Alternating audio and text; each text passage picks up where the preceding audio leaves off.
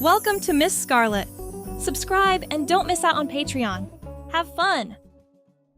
As the dimly lit apartment buzzed with post-college exuberance, Carson found themselves teetering on the edge of a frayed sofa, dizzy from the night's revelries. The festive mood had metamorphosed from innocuous fun into a dizzying game of dares and wagers, a common occurrence with this boisterous bunch. "Never," Carson declared, their voice a mixture of defiance and drunkenness. They couldn't bring themselves to complete the sentence. Chris, always the instigator, leaned forward with a smirk, delighting in his friend's predicament. "You're backed into a corner here, my friend. Time to face the music." The atmosphere shifted, every person in the room fixated on Carson, aware that this was the climax of a night that had started with good-natured competition. Michael, the peacekeeper, intervened, his tone light. "Carson, think of it as a temporary costume.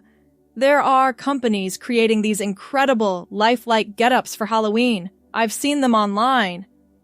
You wear it for one night, that's it." Carson ran a hand through his short brown hair, glancing at the image on Michael's screen.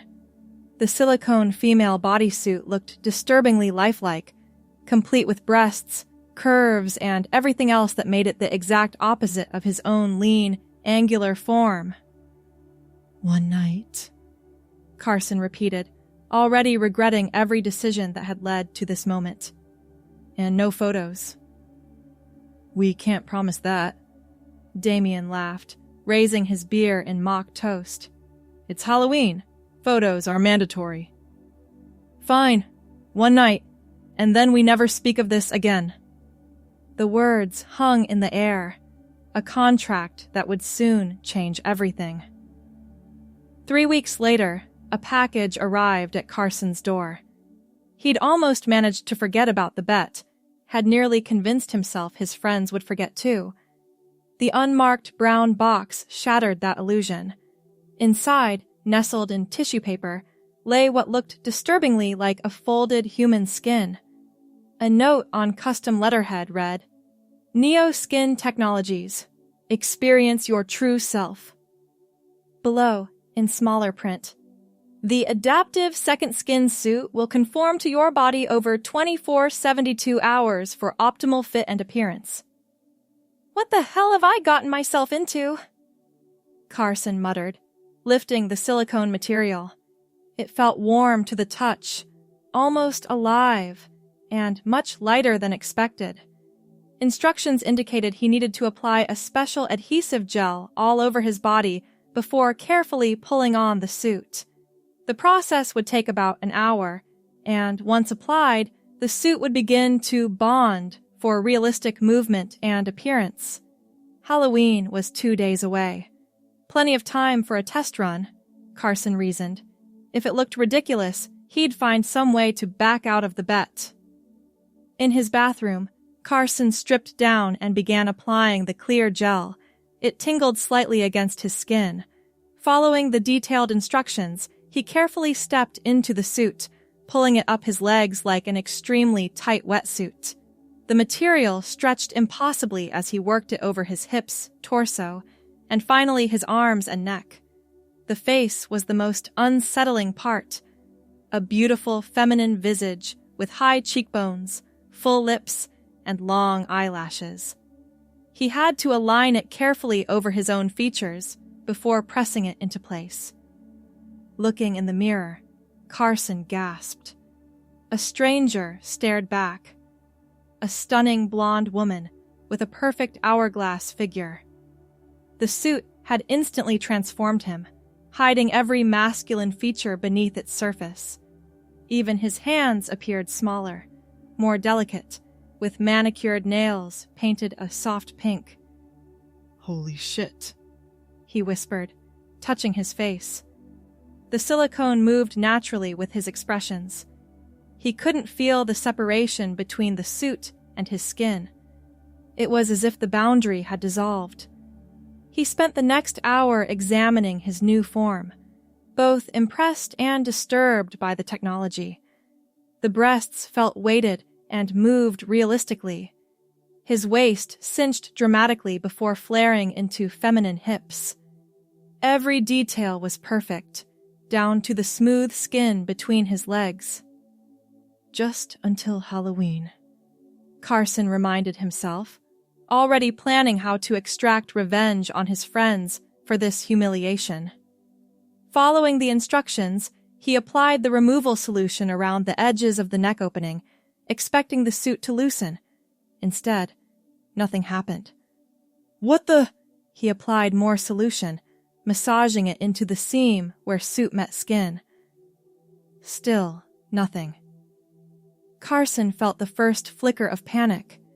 He read through the instructions again, following each step meticulously.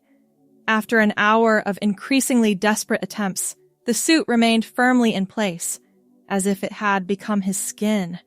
Exhausted and confused, he decided to sleep on it. The instructions mentioned a bonding period. Perhaps he needed to wait for it to complete before removal was possible. The next morning, things had only gotten worse. The suit felt even more integrated with his body. When he pinched what should have been silicone, it hurt as if he were pinching his actual skin. Carson called the customer service number included with the package. After navigating an absurdly complicated automated system, he finally reached a human. "Neo Skin Technologies, how may I assist you?" A pleasant female voice answered. "I can't remove my suit," Carson explained, trying to keep his voice steady.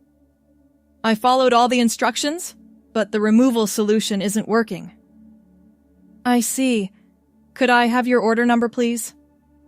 After providing the information, the representative put him on hold. 5 minutes stretched into 10 before she returned. "Sir, it appears you've purchased our permanent integration model." "The what?" Carson felt his stomach drop. "The permanent integration model. It's designed for long-term wear. The nanofibers actually integrate with your own biological systems over approximately 72 hours. "That's impossible! This was for a Halloween costume, one night." "I understand your concern, but according to our records, this was the model selected during purchase." Carson clutched the phone tighter. "So how do I remove it?" A pause. "The permanent integration model isn't designed for removal, sir. It becomes part of your biological structure." "That can't be legal. You're telling me I'm stuck like this?" "Not permanently, sir. The effects will naturally reverse if the suit is damaged or forcibly removed. But that process requires medical intervention.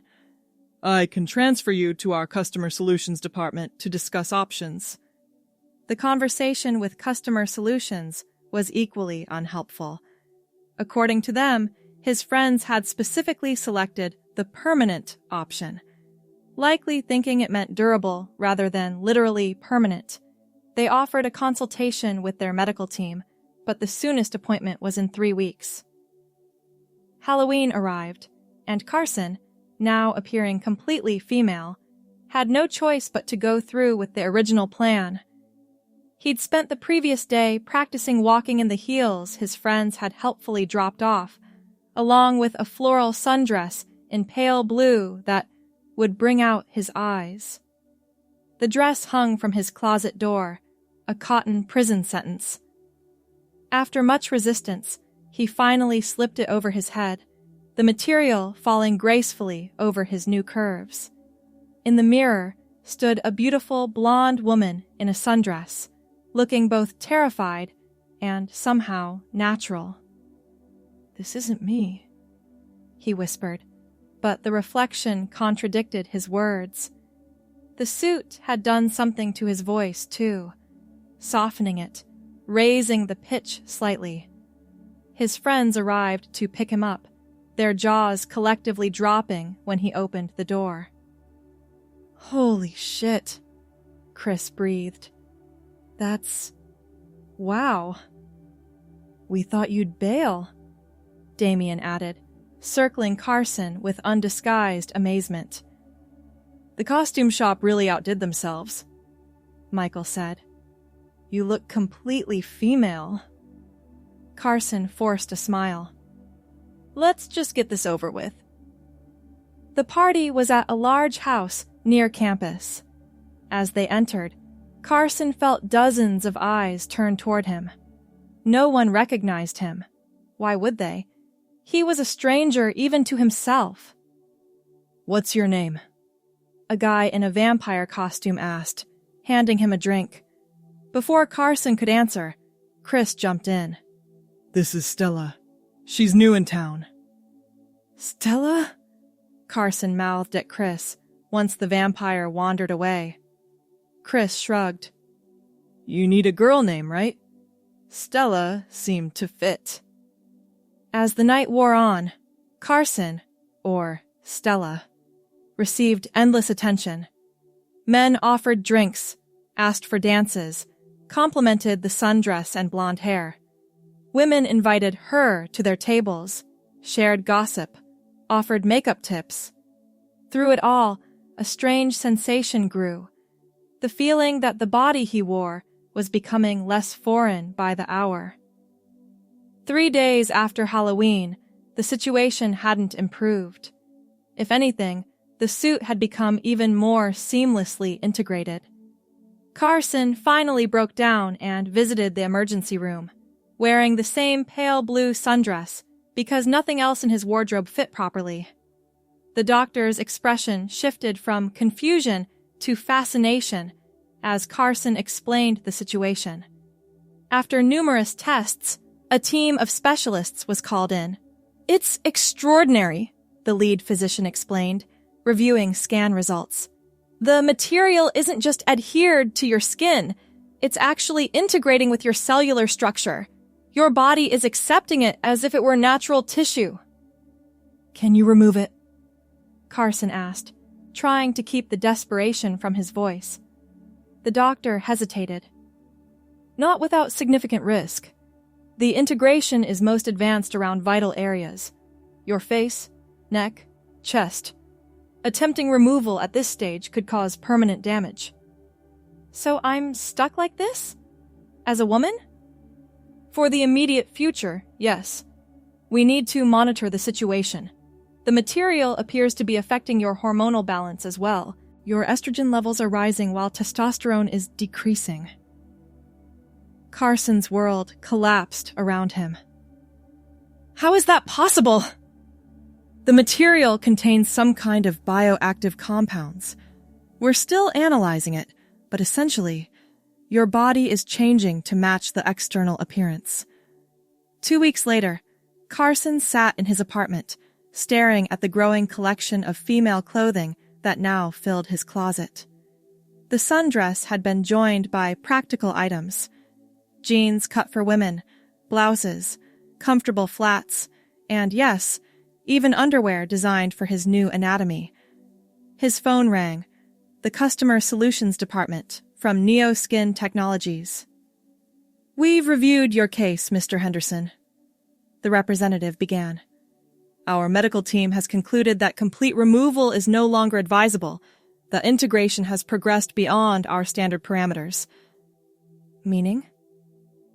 Meaning your biology has adapted to the suit to such a degree that they've essentially become one system. The good news is that we've developed a maintenance program to ensure long-term health and comfort. That's not good news, Carson snapped. Good news would be getting my body back. I understand your frustration. However, our legal team has prepared a comprehensive compensation package. Full medical coverage, monthly stipends, and counseling services to help with your transition.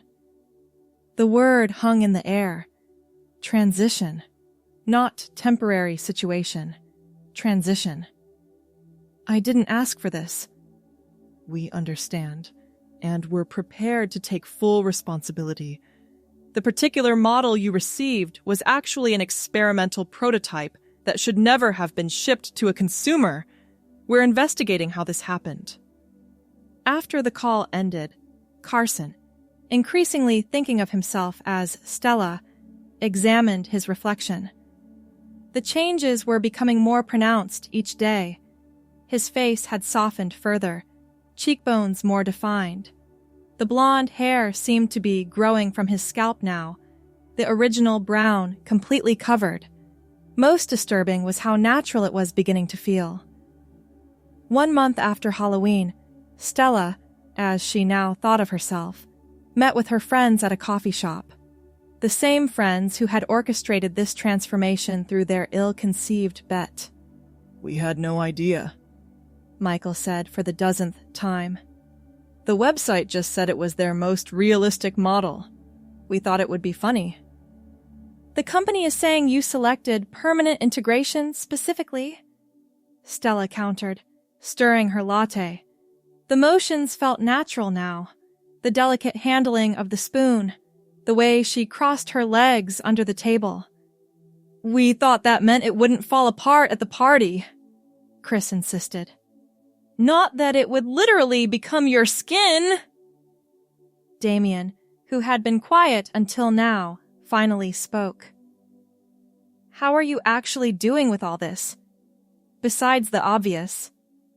Stella considered the question, smoothing the fabric of her green sweater dress. "It's strange. At first I was desperate to get back to being Carson. Now, I don't know. My body feels different, but not wrong exactly." "The doctors said the suit is changing your hormones, right?" Michael asked. "Yeah, they're monitoring it, but essentially I'm going through a medically induced transition.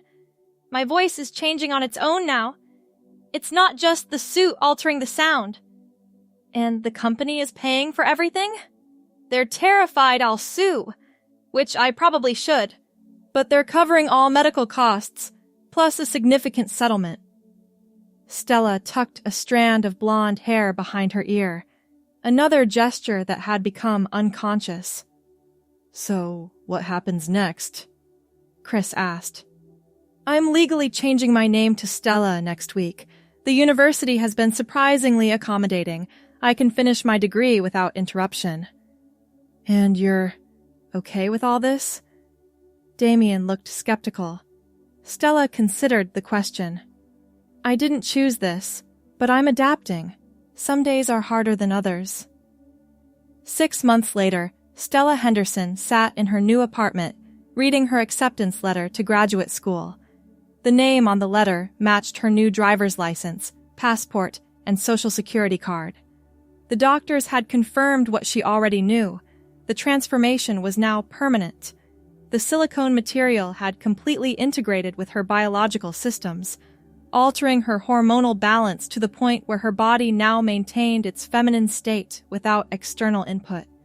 Her friends still struggled with the change sometimes, occasionally slipping and calling her Carson before quickly correcting themselves.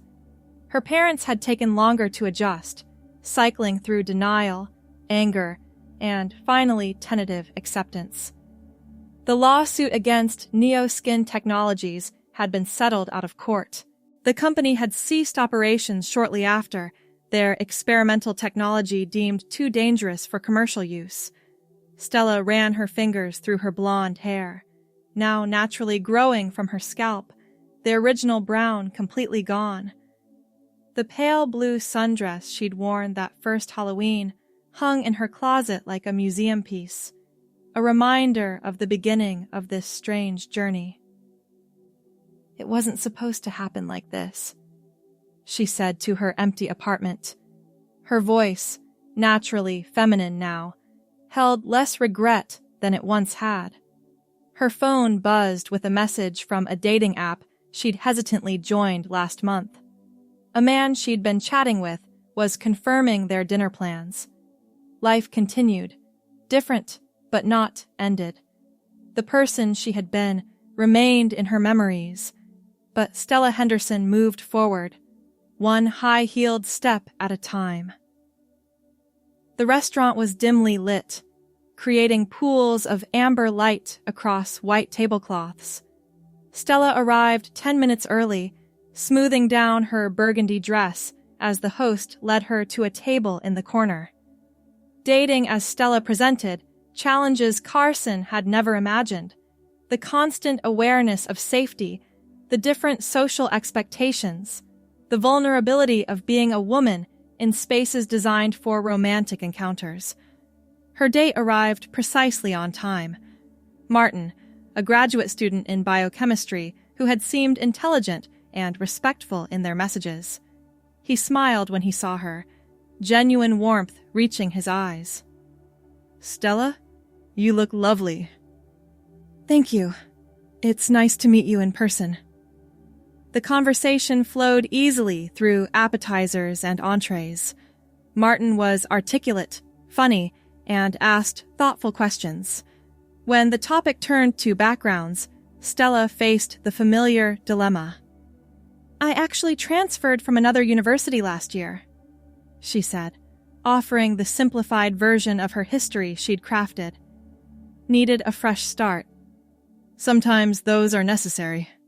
Martin nodded. "I moved across the country after my divorce, so I understand the appeal of reinvention." Something in his tone, the absence of judgment, made Stella consider a more honest approach. "My situation was unconventional. I went through some significant changes before transferring." Martin tilted his head, curious but not pushing. "Changes can be good though, right? Even the unexpected ones." "Sometimes. Mine weren't exactly by choice." The waiter interrupted with dessert menus, giving Stella a moment to reconsider. Did she want to share her story with a virtual stranger?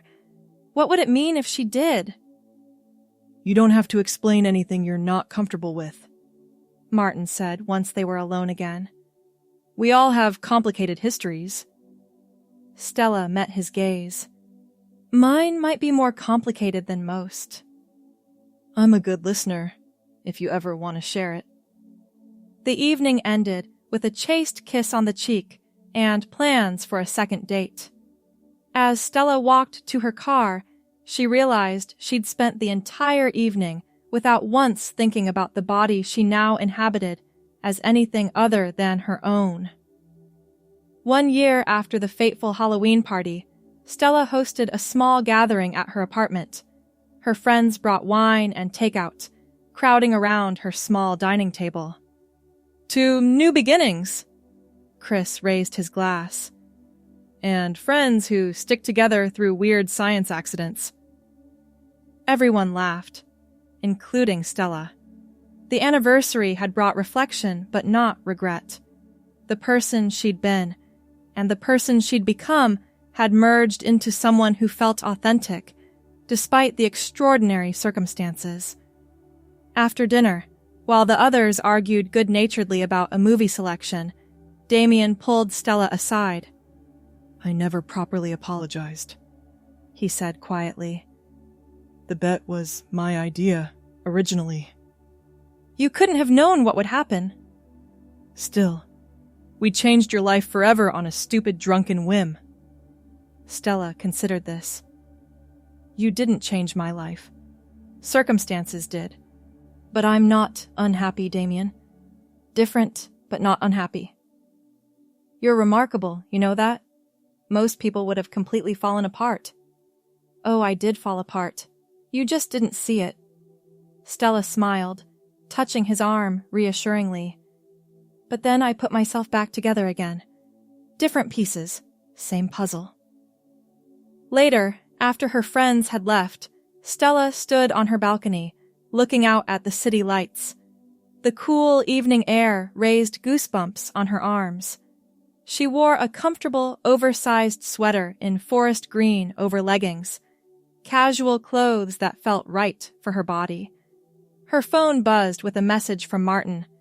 They had been dating steadily for 6 months, ever since that first dinner where she'd eventually shared her extraordinary story. His response had been surprise, followed by fascination, and then, remarkably, acceptance. "Thinking of you," his message read. "Can't wait for the weekend." Stella typed back a response, smiling. The anniversary had made her contemplative, but not mournful. The life she lived now was real, valid, hers. The blonde woman reflected in the glass door was no longer a stranger, but herself. Not the self she had expected to become, but authentically, Stella nonetheless. 2 years after the transformation, Stella sat in her therapist's office, discussing the milestone. "Do you still think of it as the day you lost something?" Dr. Reynolds asked. Stella considered the question. "It used to feel that way. Now it feels more like the day I became someone new. Not better or worse. Just different." Different can be difficult to accept. It was, especially since I didn't choose it. But I've realized something important. While I didn't choose to become Stella, I did choose how to live as her. The therapist nodded encouragingly. That's a powerful distinction. The company's settlement gave me financial freedom. I could have hidden away, lived in isolation. Instead, I finished my degree, started graduate school, built relationships. You chose to thrive rather than merely survive. Exactly. The circumstances were forced on me, but what I did afterward, those were my choices. Outside, autumn leaves drifted past the window. Stella wore a cream-colored sweater and navy slacks, her blonde hair now long enough to gather in a loose bun at the nape of her neck. The integration suit had long since become indistinguishable from her actual body, the cellular bonding complete and permanent. "Have you been in contact with the researchers studying your case?" Dr. Reynolds asked. "Monthly check-ins. They're fascinated by how my body has adapted. Apparently, my DNA shows some interesting modifications. Not enough to make me not human, but enough to intrigue the scientists." How does that make you feel? Being studied? Like I'm contributing something to science, I suppose. The technology that changed me was experimental, dangerous. Making sure it's understood might prevent others from experiencing unwanted transformations. Or perhaps help those who do want such changes. Stella nodded. That's been discussed. The researchers believe a modified version of the technology could eventually help transgender individuals. A less dramatic, more controlled version of what happened to me. Would that give meaning to your experience? I think my experience has its own meaning, regardless of future applications. But yes, knowing something positive might come from it is comforting. After the session, Stella walked through the park, enjoying the crunch of leaves beneath her boots. Martin was meeting her for coffee in an hour. They had moved in together 3 months ago, a step that had felt both terrifying and right. He knew everything about her past, had seen photos of Carson, understood the extraordinary circumstances that had brought Stella into being. Yet, he loved her as she was now, without fixating on who she had been before. The coffee shop was warm and fragrant when she arrived. Martin waved from a corner table, 2 steaming mugs already waiting. "How was therapy?" he asked, as she settled across from him. "Good. Reflective. It's been exactly 2 years today." Understanding crossed his features. "Anniversary of the change. How are you feeling about it?" "Peaceful, mostly. It's part of my story now, not the whole story." Martin reached across the table, taking her hand. "I have something to ask you." A flutter of anticipation rose in Stella's chest. "Oh?"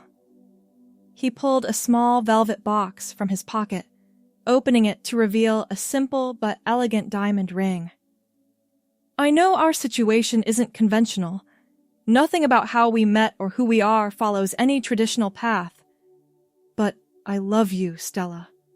All of you. Your resilience, your courage, your ability to adapt to the unimaginable. Will you marry me?" Tears welled in Stella's eyes as she looked at the ring, then at the man offering it. The journey that had brought her to this moment was extraordinary by any measure, frightening, disorienting, but ultimately transformative in ways beyond the physical. "Yes," she answered, her voice steady and sure. "Yes, I will." As Martin slipped the ring onto her finger, Stella felt a sense of completeness. The person she had become through circumstances beyond her control had found happiness on her own terms.